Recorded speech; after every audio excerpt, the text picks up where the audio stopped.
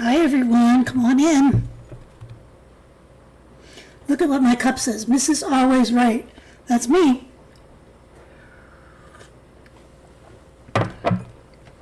Look what else I have. I just made them, so if you see chocolate on my shirt, I'm sorry. I didn't change it. Oh, I said I'm sorry. I didn't change it because you're my friends. I don't need to have a clean shirt on, do I? It was clean when I put it on 2 hours ago. So it's good enough. If it's good enough for me, it's good enough for you. So, but I made these and I filmed the recipe. So, it is my expectation that when that video comes out, which I'm going to try and post it tomorrow, I don't know if I'll be able to, maybe by Monday, then I think you should scuttle along and I think you should make the recipe so that when we have coffee, we all have the same muffin. And get the cherry lipstick. And we will be the cat's meow. People will be coming from far and wide to watch this channel, to hang out with us. Oh my gosh, I think I'm back to normal. Did I ever tell you I don't like muffin papers? I didn't even welcome you to Senior Insights. Welcome to Senior Insights. My name is Cynthia. You'll figure that out soon enough, but look at the waste on this muffin paper. This is a miniature muffin, but look at how much it pulled off.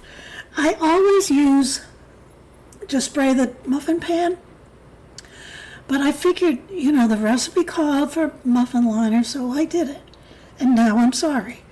I should just do things my way all the time because I won't live to regret it. Now, how am I supposed to eat that? Maybe I should just stop eating and start talking to you. Anyway,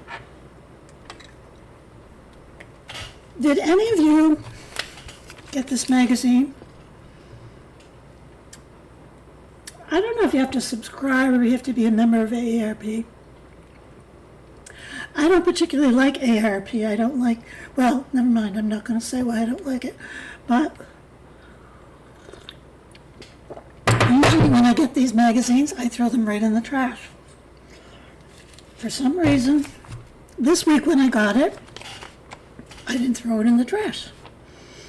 I said, well, maybe there's some ideas in there of what people might need to talk about. And you wouldn't believe it. There were all kinds of ideas. So, once again, I'm going to wing this because I'm not sure where I'm going with this, except I was excited when I actually saw this magazine. I'm going to tell you some of the things that are in it. I hope your coffee is as good as mine. I just brewed it, and it is really good.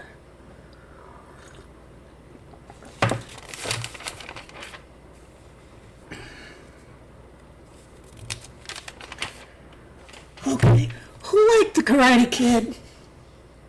Did you see those first episodes? I remember my son, I think he was probably 6 or 7. I don't know because I don't remember things, but my husband and I took him to the movies and we saw Karate Kid. And we were so excited about Karate Kid.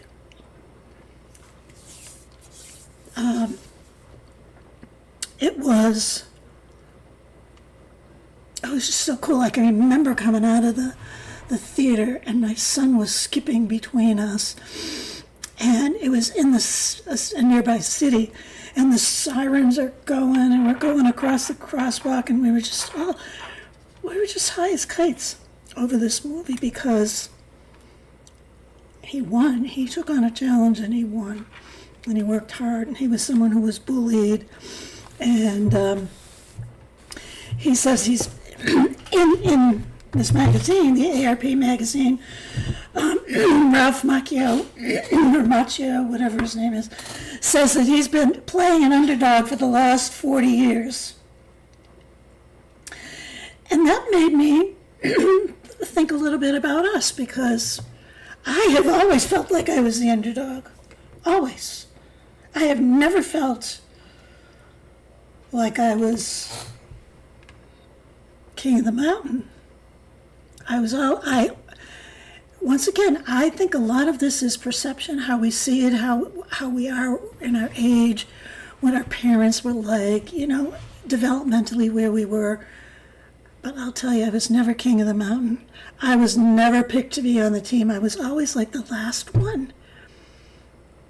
I was the last one running a race. But all I did about that was feel sorry for myself and get more insecure and kind of wallow in it. I still wallow in misery all the time.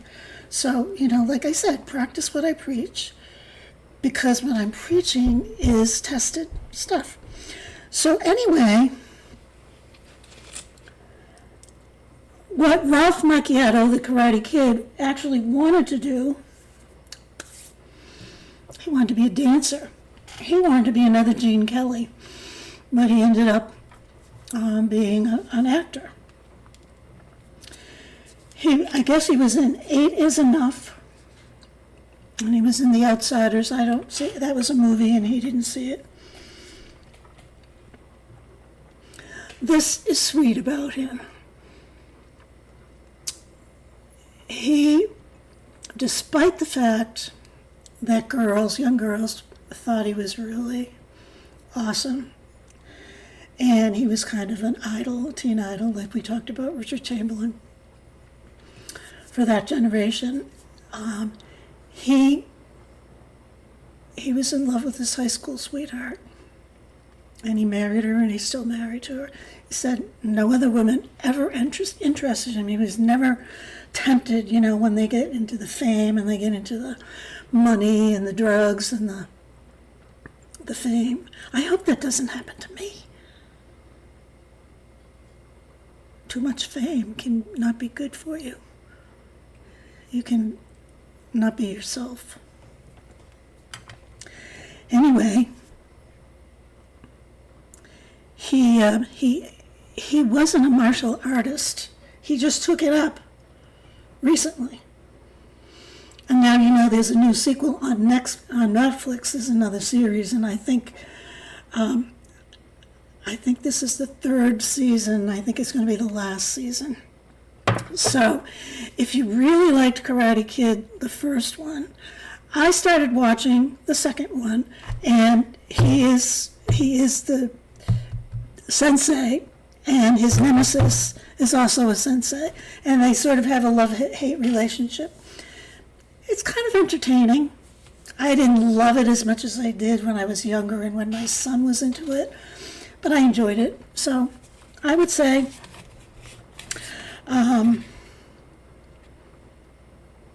give it a try. When they asked him if he was going to keep doing this role when he was in his walker, he said, maybe if it's still honesty and it feels fresh. So he's one of those characters that is just a good person. So enough about Karate Kid. Then, I'm going page by page, I'm sorry.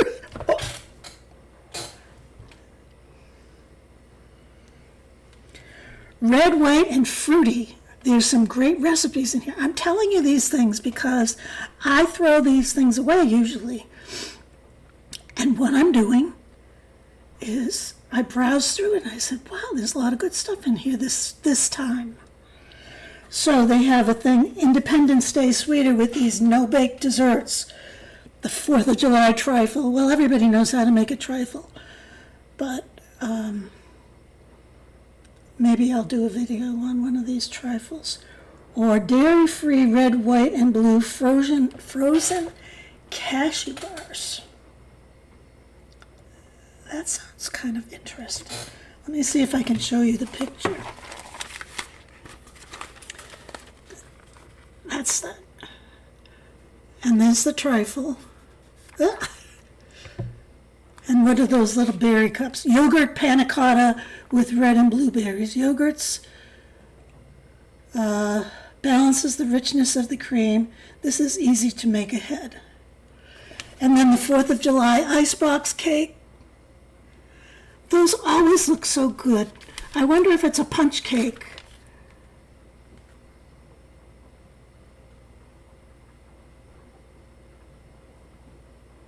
I can't tell, and I don't want to waste your time. But look at these ice cream sandwiches. So if you have this magazine, grab it and go through it with me, because it's really kind of fun. Okay, then it goes through all these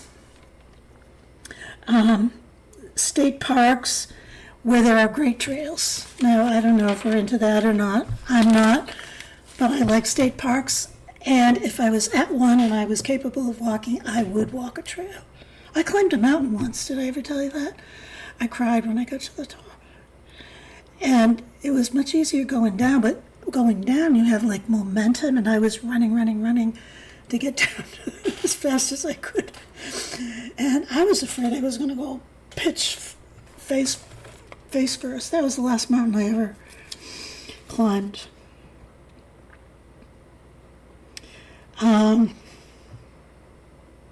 Surprising places where germs live.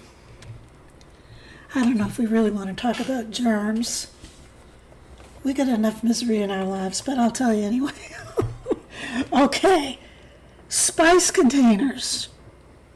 They're full of germs. Because you know what? We're cooking, we cracked an egg, we take the spice, we do that, and then we put it all back in the spice rack or the spice drawer or whatever. I have a drawer. Someday I'll show it to you. We should probably wipe those things down with a sanitizer or something. But you know, I've never been into that, you know, over-the-top sanitizing. Maybe it's time. Maybe it's time, because nowadays everybody gets sick. I never get sick except for these stupid horse vocal cords. Microwave control pad. That makes sense because you're always pushing it. Whirlpool bathtub. One of the things that I would caution you, I worked in nursing homes, and we would have whirlpool tubs. And everyone would they'd be scheduled for a weekly whirlpool, and everybody loved them for the most part. They were just like having a hot tub. However, they are harbingers of bacteria. And I can assure you that the people that are giving the baths do not sanitize them properly.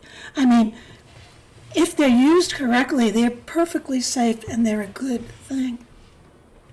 But if you don't backwash it and sanitize it, there's all kinds of stuff hanging out in the drains.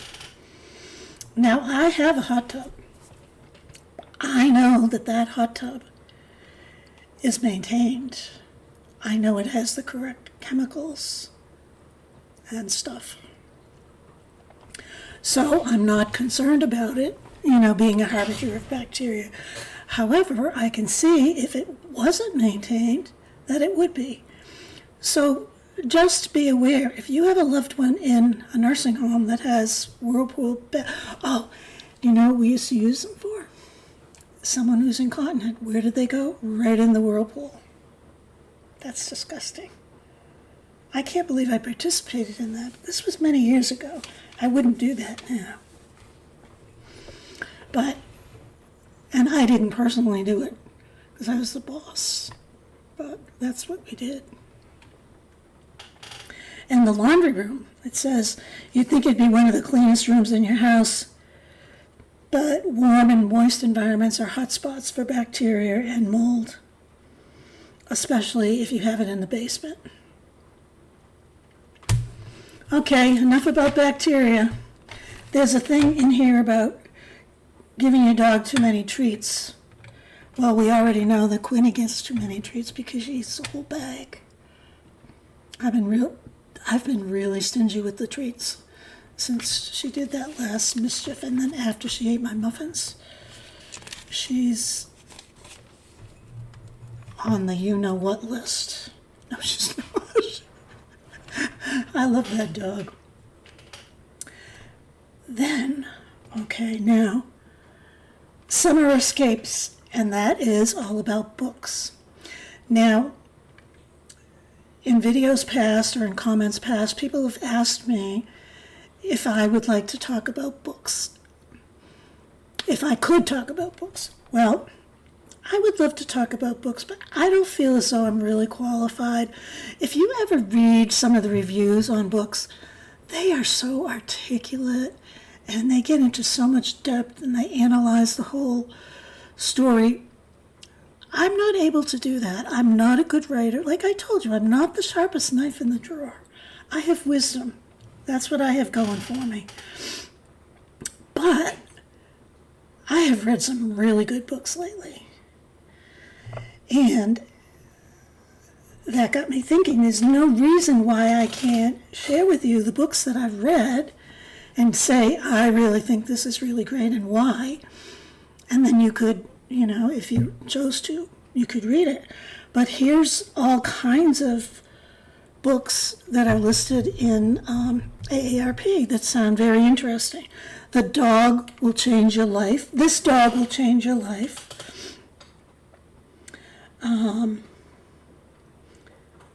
Don't Forget Me, Little Bessie by James Lee Burke. Detective Auntie. Atmosphere. Murder Takes a Vacation. So they all sound like they're really good books. In the magazine, it gives a little blurb and a summary of what they're like. Then I was thinking, I wonder if we could do like a book club or what do they call those things when people get together and they talk about books? Maybe we could pick a book and all read it together, come for coffee, talk about it. Some people like that sort of stuff and some people don't. So let me know in the comments what you think about that. I kind of think it's a good idea. But I don't want to, do stuff that no one wants to do. I'm not even sure I want to really do it, but it was a thought that I had, and I was wondering how you folks would feel about it. So,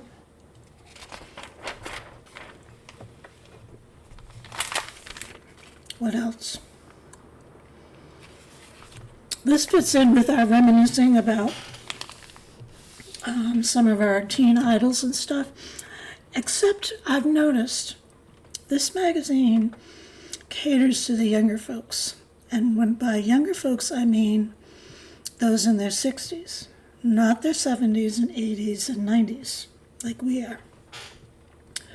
So, that's a little bone that I have to pick with this magazine.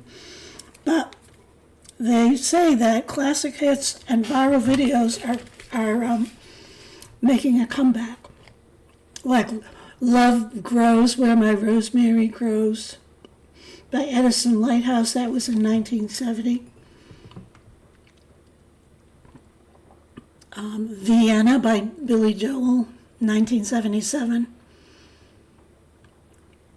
It's videos made by 20-something-year-old women to remind their overachieving selves to be patient and enjoy life.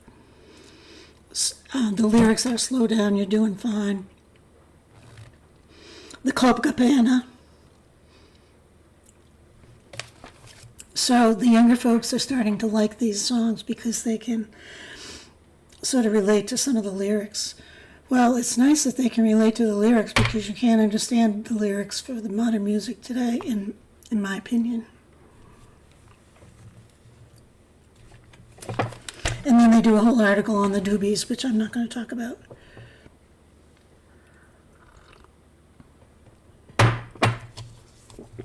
Here's one. Save your precious voicemails forever.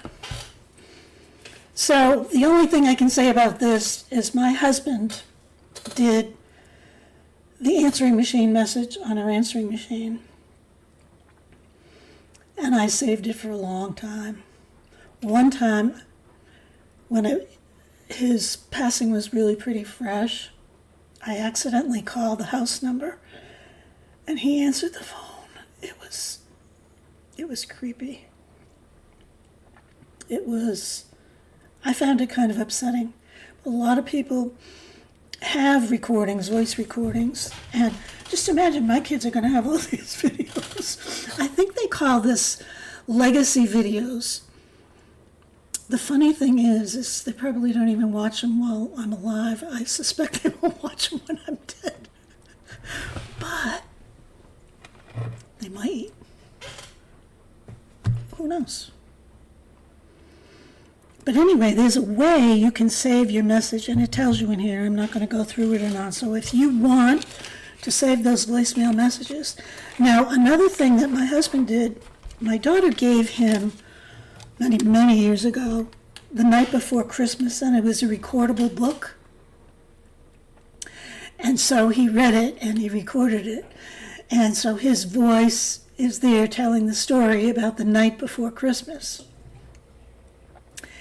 And every Christmas Eve, he used to read The Night Before Christmas. That's why she gave him that book. But we still do. She sends it out every Christmas Eve. And we get to hear my husband recite The Night Before Christmas. So if you can do some of those things for your kids, it's actually quite a nice thing. I always regretted that my father was a World War II vet. He was in the Battle of the Bulge. He was on Normandy. He was lost in the Black Forest. He had some incredibles. He talked about bodies being stacked like cordwood. We never recorded those memories. He didn't like to talk about it very much. But you might think about, if you can't write, you could do an audio journal. I think that's a good idea. Okay, then it goes into some movies. I'm not going to talk about that. Let's see what else.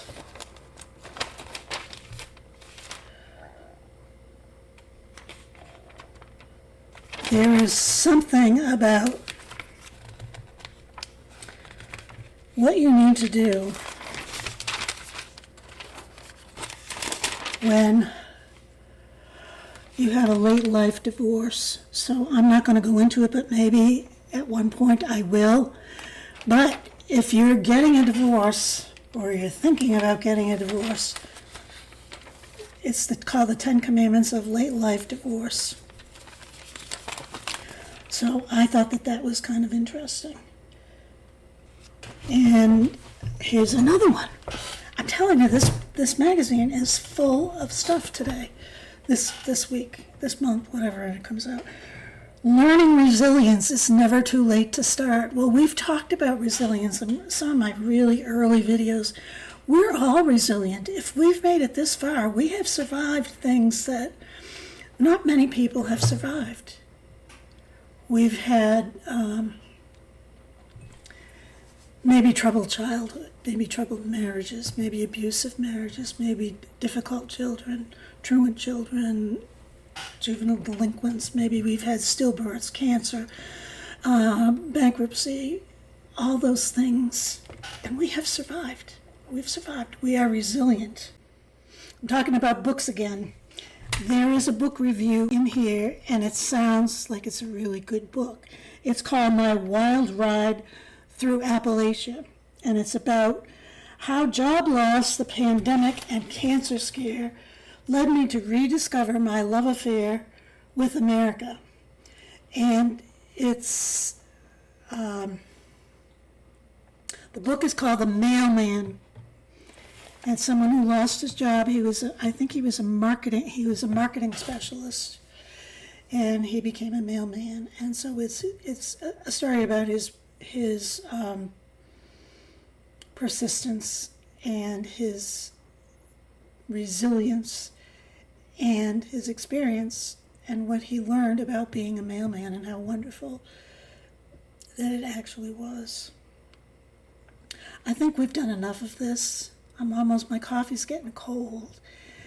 And since I didn't have any rhyme or reason to this, I don't know how interested you were in it, but there are a couple of other things that I'm going to just focus on the next video that I do, and I hope you join me. So thank you very much for coming and having coffee with me. Please like, subscribe, and make sure you come back tomorrow for more.